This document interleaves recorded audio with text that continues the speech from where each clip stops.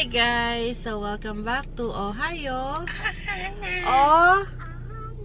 Ohana. So ayan, long weekend. So yes, walang pasok. Pero si Daddy Harry may pasok. Okay lang, 1.5.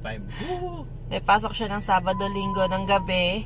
At Time and a half. Monday Time and a half. ng holiday. So ngayon ay Sabado. So kahit may pasok mamaya si Daddy Harry at meron kaming pupuntahang birthday, Haba ng tulog. gusto naming ipasyal din si Atina as a family kasi laging sila lang ang pumupunta doon. So meron kaming in-applyan na parang recreation area na pwede namin puntahan at binabalaan siya by monthly. So ngayon ay naisipan namin swimming ba na? Oh, expert na yan. Expert na yan. So, mamaya, ipakita namin sa inyo kung anong meron dun sa area. So, actually, medyo private siya sa bawal ang video. So, pasilip-silip lang kung ano lang yung pwede. So, yon mamaya explain din namin sa outro kung ano yung meron doon sa YMCA para sa mga taga London or sa ibang lugar na family of 3, 4, 5 na gusto nila ng may mapaglilibangan. So, yun lang. So, kaya tara, sama kayo.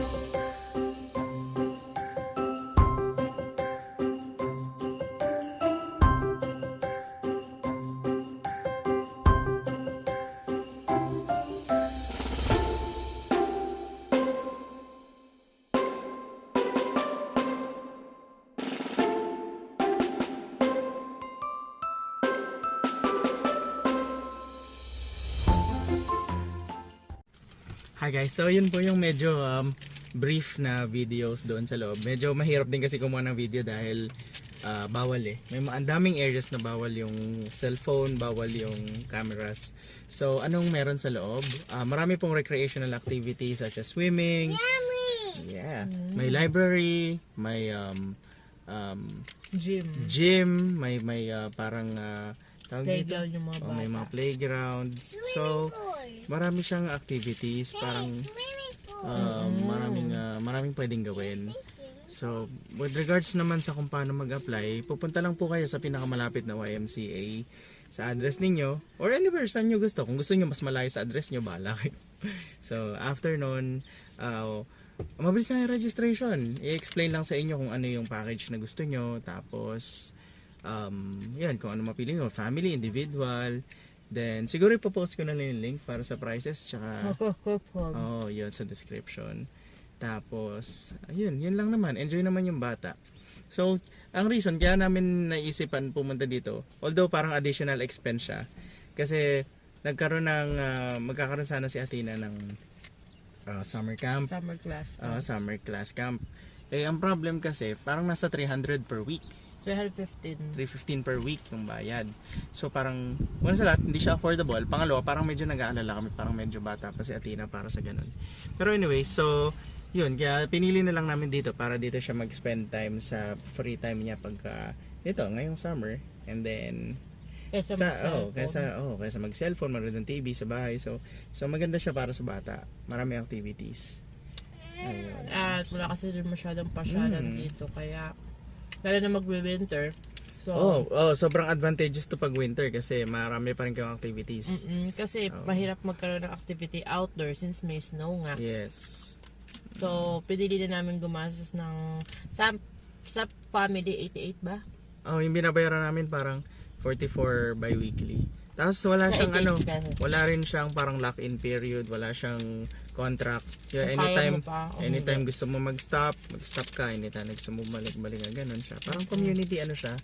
Parang community something. Anyways, na bagong tayo lang din kaya maganda siya. Hindi ko alam kung bagong tayo or renovated. Pero yun lang. So yan, para sa mga families na naghahanap ng mga activities dito para sa kids nila. Or kahit hindi sa kids, sa atin na lang din. Matapon na. Yes. Kung naghahanap tayo activities, gym, swimming, library, playground, pwede po sa YMCA. So, yun lang. Please like, share, and subscribe. Nagutom kasi kami. bye-bye you.